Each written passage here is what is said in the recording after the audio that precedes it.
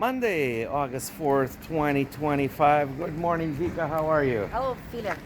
All right, so we're here outside the Boston Hotel and we are ready for our very long stretch of driving from Ulan-Ude past Chita. So we're going to be driving east in a direction towards Habarovsk.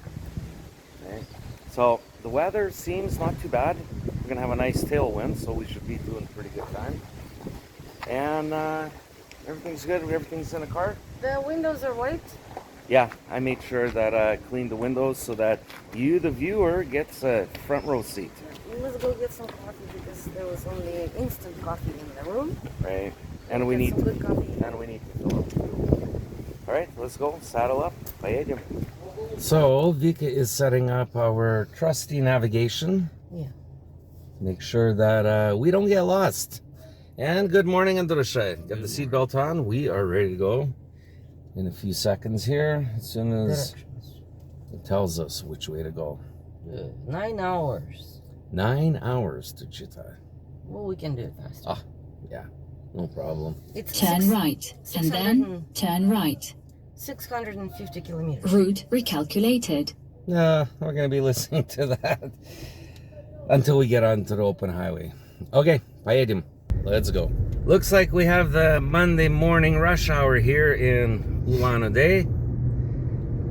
But we are heading out of the city, so it's only a little bit longer until we get into the open steppe and start making our way towards Chita.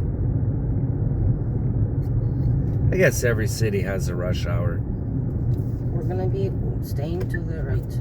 We'll go in straight, basically. There's a street going left. We don't need it. Okay, we are at the city limits here, and we're on a 2-lane road, 1 lane eastbound, and there is a NNK fuel truck, but half a kilometer ahead with 15 vehicles behind, including a dump truck and a bus, and we are part of this lineup.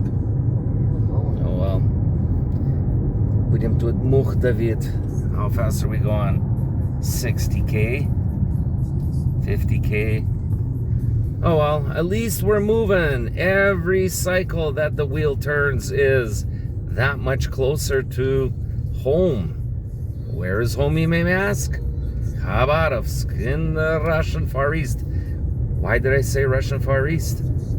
Because we are in Siberia right now, actually Buryatia. So we have to get out of this region to get back to the Far East. All right, let's keep moving. Oh, look at a smokestack. What are they burning here? I don't know. So as we leave the city limits of Ulan-Ude, there's a lot of houses, and not too many people like to live in apartments, I guess. Maybe they want to have that nomad feeling of living in a house. What I mean by that is the feeling of being separate. Yeah, even though a nomad would not live in a house, you'd live in a yurt. But yeah, I mean, you got no trees here. So we are actually at the northern edge of the Gobi Desert, which Mongolia is right there to the right. So this is where you get no trees. And we'll be climbing out of the valley here. Vika, what's the name of the river that is to the right of us? We can't see it right now, but we're... Are you serious? Yeah, we're serious. You still haven't memorized it. Selenga. The Selenga River. We want to hear Vika's voice on that one. So, because we're in the valley bottom right now, it is a little bit more grassy and there's some shrubs. But higher up, you can expect no trees. All right, let's keep moving. Well, here we are driving out of Ulan-Ude traveling 600 and somewhat kilometers east towards Chita.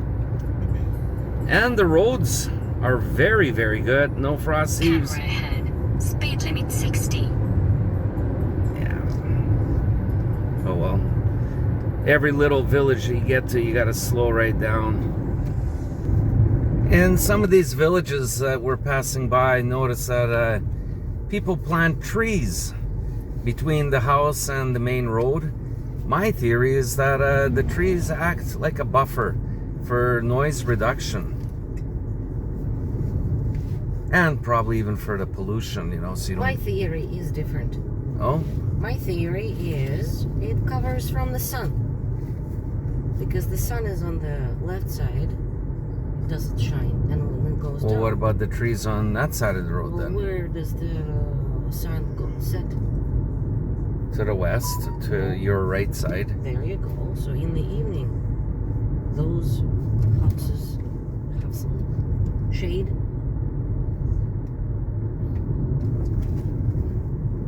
Yeah, you could be right with your theory. Because I noticed all the trees were right in front of the window. But it could also be the buffer, Yeah. noise buffer. Probably both.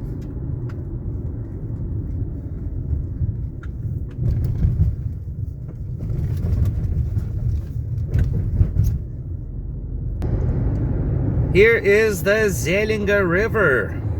So as we're traveling eastbound, we stay close to the shoreline.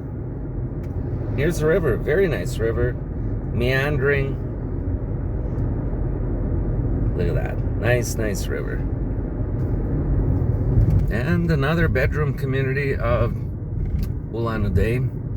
We're about 30 kilometers east. And Chita is another 607 kilometers. So we have to get to Chita and beyond Chita, more east of it. So yeah, we're pushing it today. Now let's take some time and admire the houses here on Main Street. Not much to admire, but it's probably different than what you are living in right now.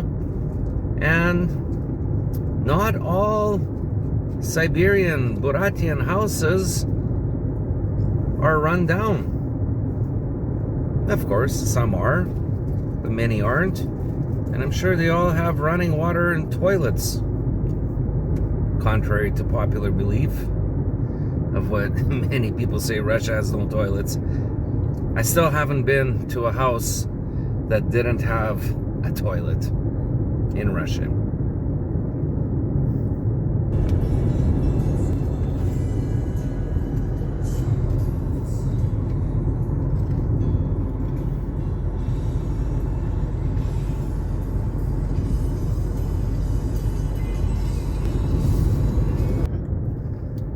So what does that sign say, Vika? It says Mukhashibsky new region in Buryatia. So we're still in Buryatia right Yeah. now? Okay, but we started the climb out and all of a sudden we got into this forest region. We're on the mountain. Yeah. But it's still quite dry. You can see a lot of these pine trees. So it's not too lush. The road is red. Why is it red? I don't know.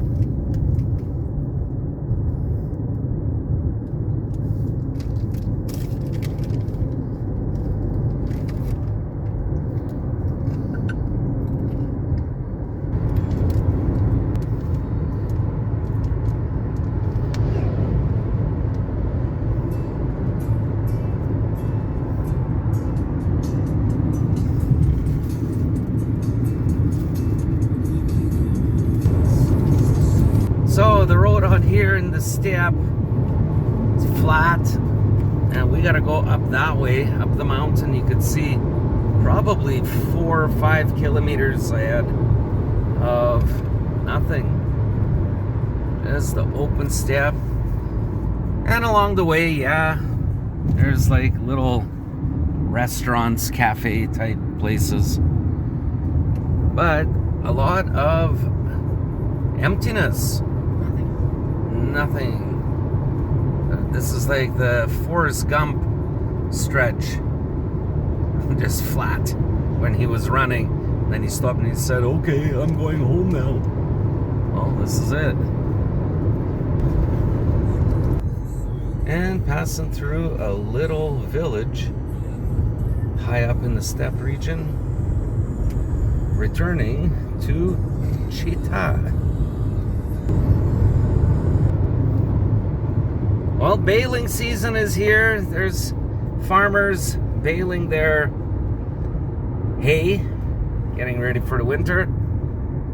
And Vika, did you just catch the name of the village? Shash something. Yeah. Somewhere here in the steppe region of Buryatia. And you know, you just finish with one village and there's another one. Actually, it's the same village.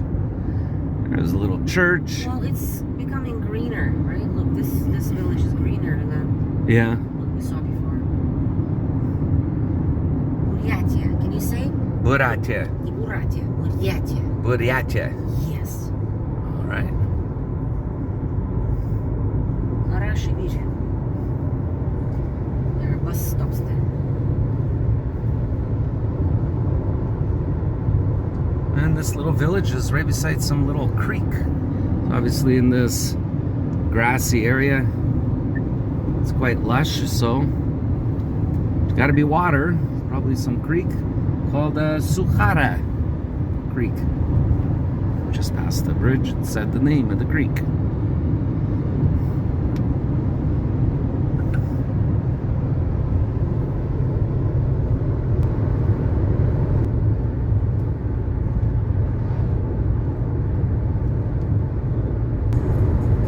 And how far away are we from Chita? 508 kilometers. So we're looking at somewhere around 5 hours to go until we get to Chita.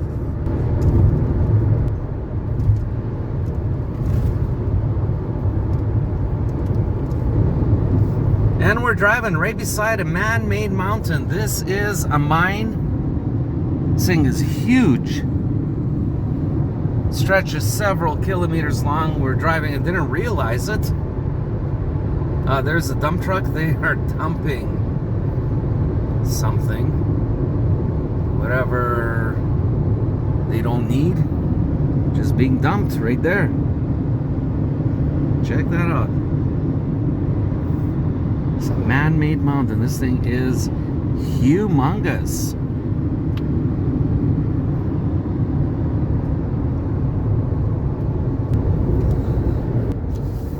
Nothing but straight stretches. And another little village at the bottom of the valley. Straight back to Khabarovsk. Here are some wind-driven turbines and some solar panels that light up the road here.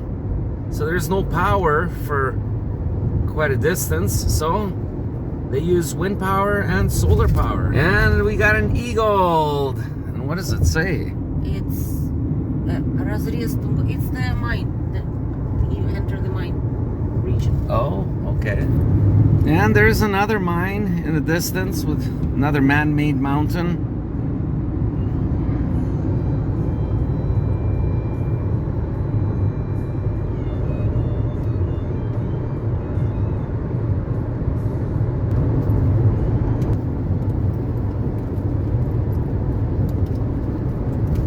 I guess these guys over here didn't get the memo that the highway is open. They don't have to use the old road.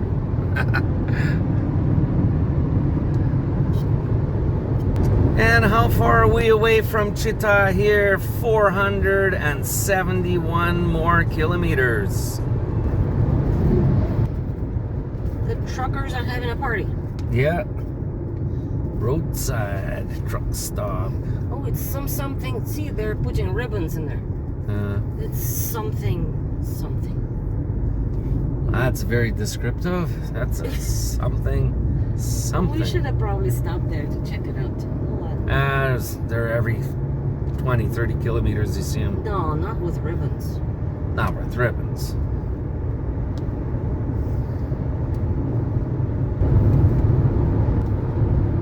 "414 more kilometers. We're almost there."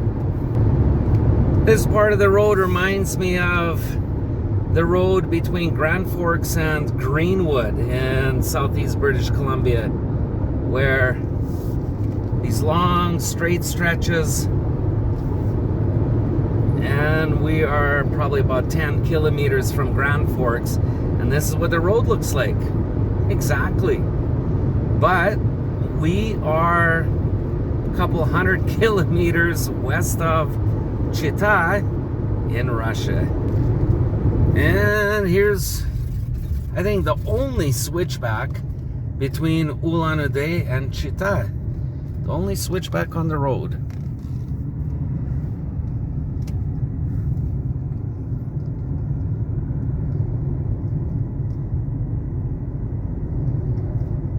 Guess they're gonna have solar lighting here. They got the panels, the frames for them all set up. Now they're just waiting for the panels. And we are 393 kilometers now from Chita.